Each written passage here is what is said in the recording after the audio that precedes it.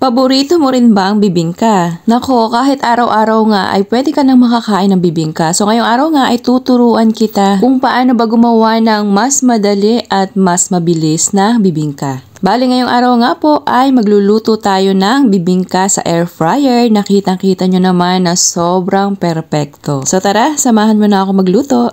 So ngayong araw nga po ay gumamit po ako dito ng 1 pack ng bibingka mix. Mas maganda po itong premix na. So ayan, naglagay na lamang po ako dito ng 1/2 cup na sugar at konting asin. Haluin, then set aside po muna. Tapos sa isa pong tasa ay doon naman po natin paghahaluin yung ating mga wet mixture.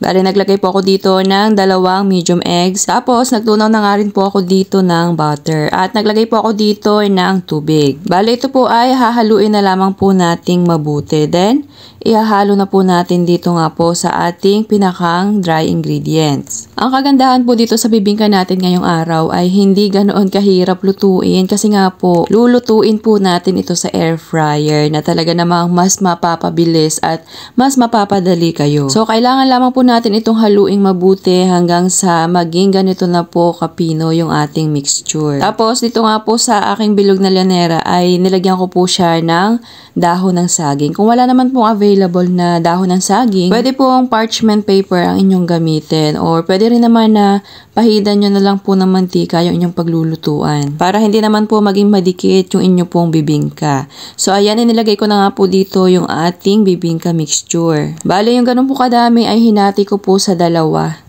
para naman po siguradong lutong-luto ito doon sa ating air fryer. At syempre po sa bibingka, hindi mawawala yung itlog na maalat. Basta merong itlog na maalat para sa akin bibingka special na yan.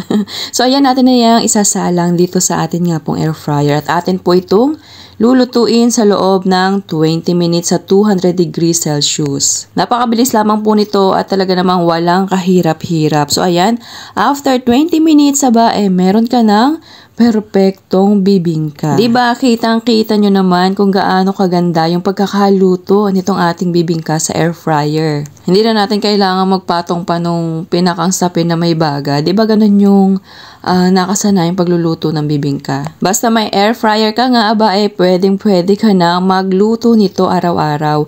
So ayan, naglagay pa ako ng keso at after nyan, pwede na tayong mag-slice dyan. Feeling ko nga mauubos ko talaga itong isang buo dahil naku guys, napakaganda ng pagkakaluto natin dito at saka ang sarap niya. Kaya subukan nyo rin gumawa ng bibingka na gamit yung bibingka powder mix tapos lutuin nyo rin sa air fryer. Makakatikim ka na ng bibingka na hindi ka pinagpapawisan. Serve and enjoy!